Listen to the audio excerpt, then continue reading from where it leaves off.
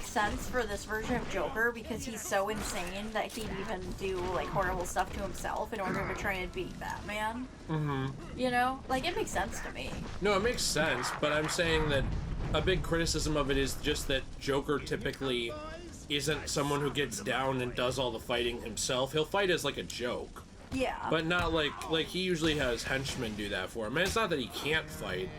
It's just that the idea of Joker becoming just a big thug in the end irritated a lot of people. And I think it's kind of a fair criticism of it. That makes sense. Because fighting Joker, typically in a story, you want to have like a battle of wits almost and like things like that. Not necessarily he turns into Goliath. So people wanted a different kind of fight with him. Yeah, at the ending. And I also think part of that has to do with the fact that they just didn't know how to do some of the boss fights. I had read before... I think they also didn't know what to do for the ending, so they just thought, well, this entire game has been about the Titan Serum. Let's have him inject himself.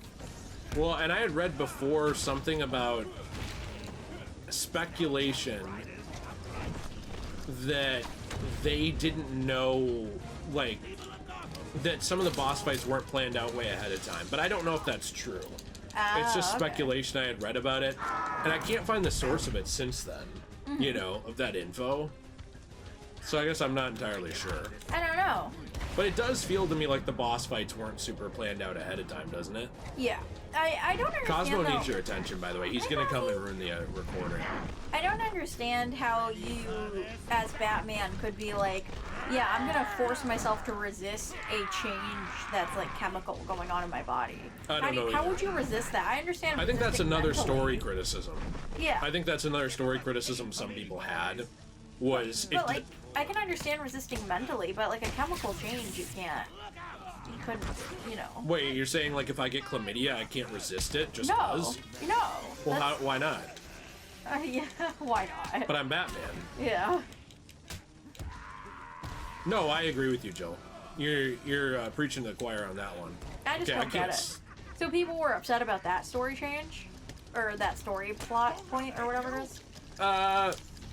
I would say not upset as much as, like, just criticizing it. That makes sense. Like, people were critical of the ending of this game, even though it's obviously, like, a fantastic game overall, and a lot of people's favorite in the series. I think there were some rightful criticisms over some of that. You know, I think something that would have been cool that they could have done is, like, a non-canon game that they would do.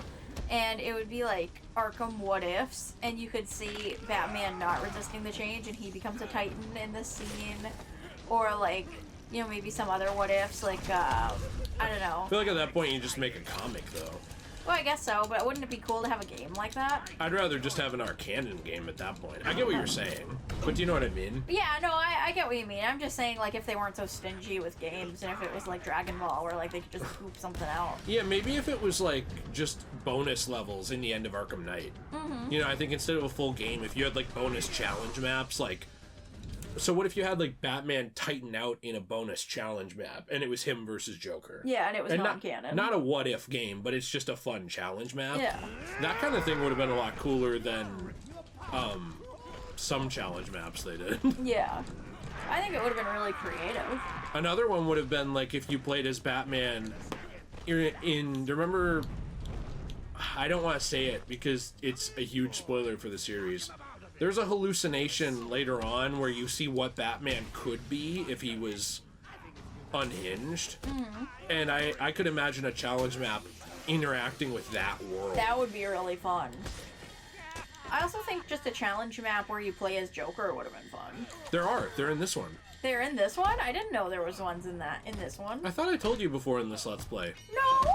Oh, I thought I did. Yeah, there's only a few, but we'll do them. Okay, why did I not counter that guy?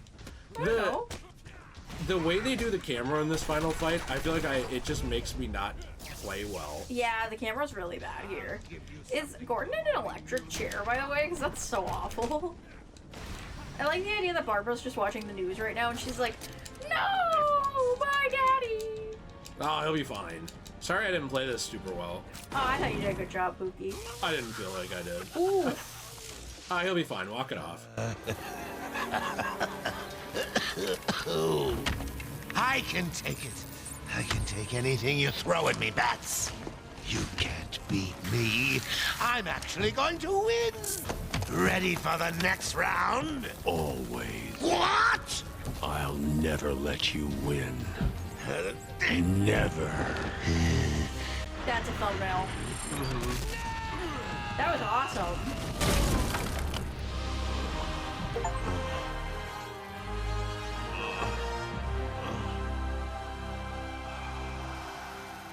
That hurt his hand. Did you see that? Yeah. Look at it. Destroyed the glove. Armor, yeah. The armor glove. Dad, thank God. I was so worried. I'm fine, Barbara.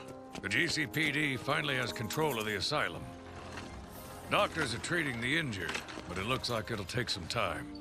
All super criminals are back in custody. Quite a mess in there. And the venom-enhanced inmates are returning to normal. Though for some, the process can be quite painful. Dad, how are you doing? I'll survive. See you tonight, Barbara. Shame about your car. Can I give you a ride? Thanks, Jim, but I have one on the way. Get some rest. You deserve it. Second National Bank was just robbed by Harvey Dent, a.k.a. Two-Face. Stay safe, Jim. 2 officers down. The suspect is fleeing in their patrol car.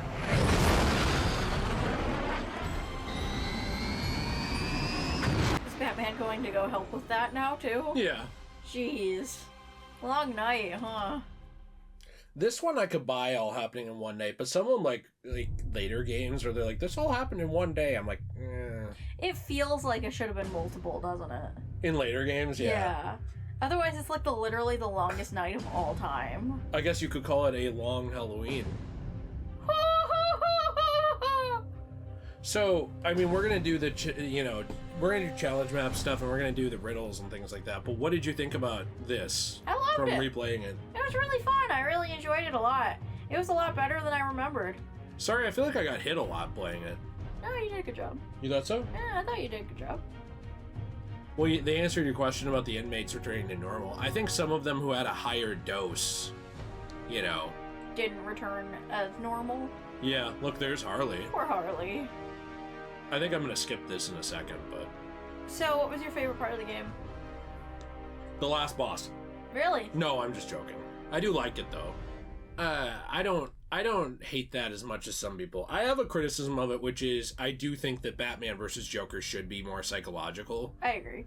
But I mean, I still like it. I think we get that later on, though. Yeah, mostly.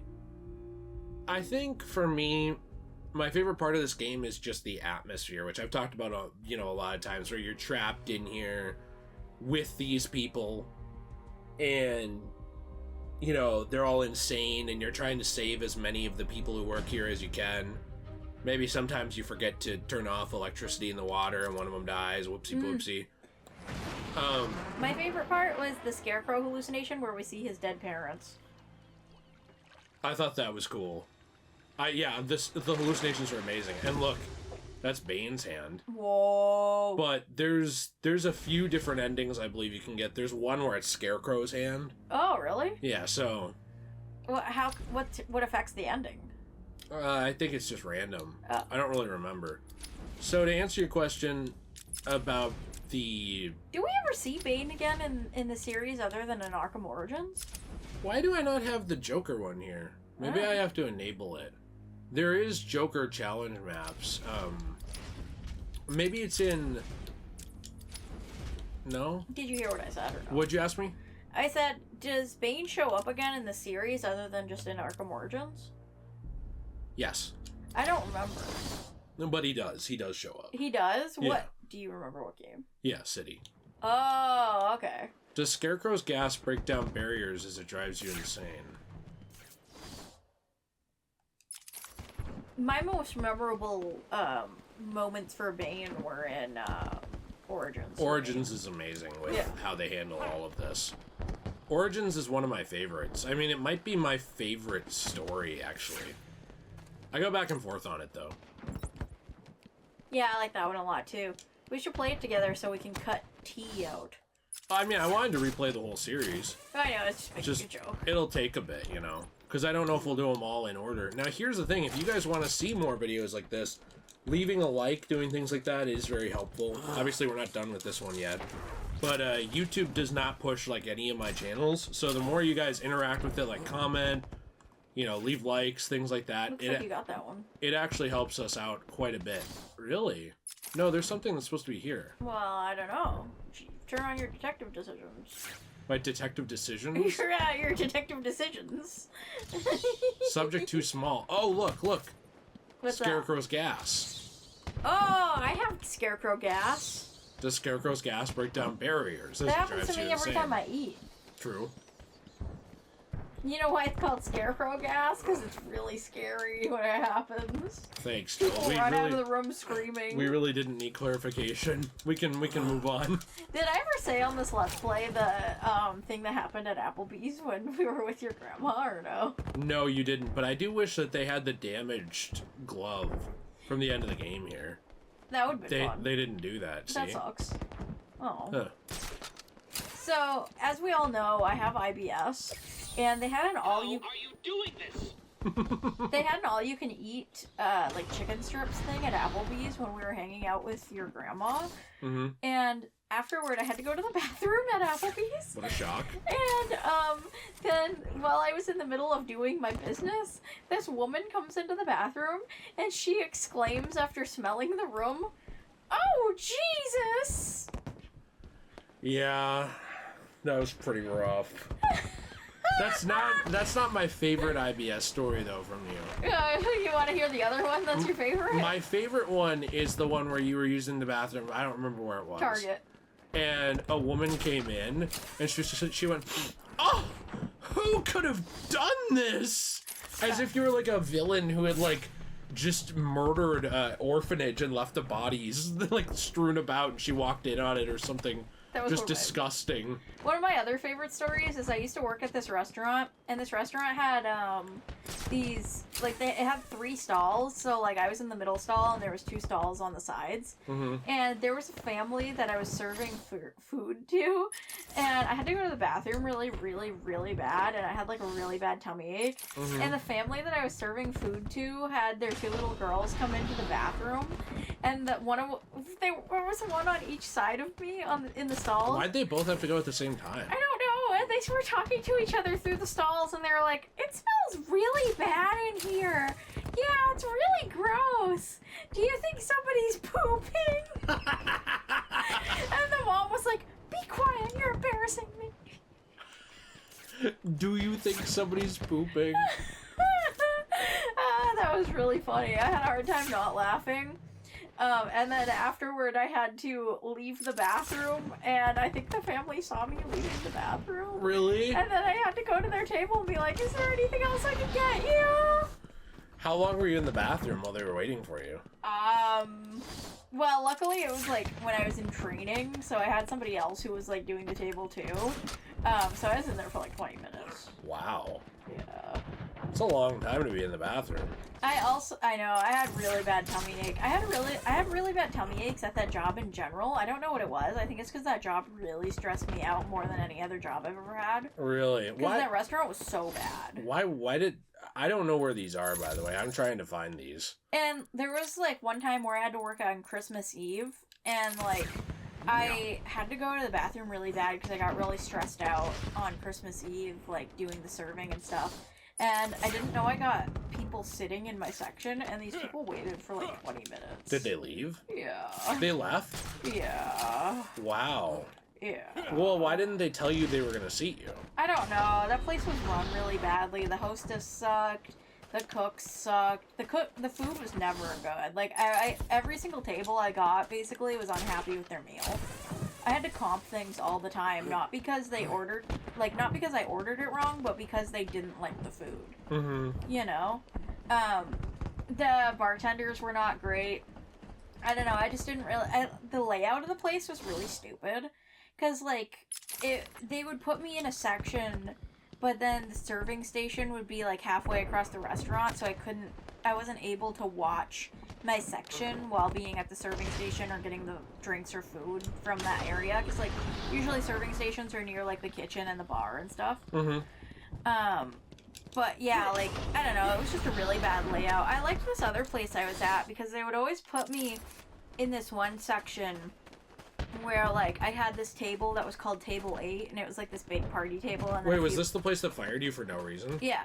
And there was like a few other tables around it, and I would have that section, and it was right next to the bar. So I could, and the serving station was right next to the bar as well. So I could be at the serving station and the bar and be seeing all of my tables all in one spot. And it was so good because, like, that really helped my job a lot, you know? Like, I feel like the way that place was built way more conveniently because anywhere you stood in the restaurant, like, at a serving station or something, you'd be able to see almost all your tables. Mm-hmm. Except for, like, one area that we called the 40s, which was, like, there was, like, a wall in between it because it was supposed to be, like, a private party section.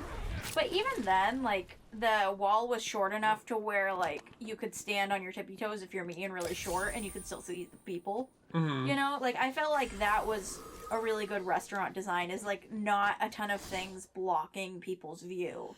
So how do I get there? The biggest problem I have when serving is not being able to see my customers, and people, when they need something from you at restaurants, they do this face that's like, I call it like the O face, where like they look at you and they have their mouth slightly open and they look like they're about to ask a question, but you're too far away to hear, so they're just like, you know, like that kind of face. That's when you know people need help.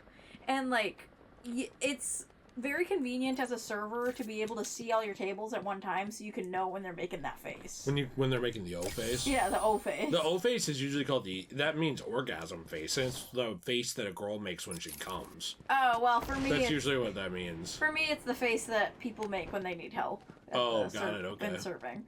So. I mean, I guess it depends. If you're a first responder, you might see some people making an O face that need help, but True. Other than that, I don't know.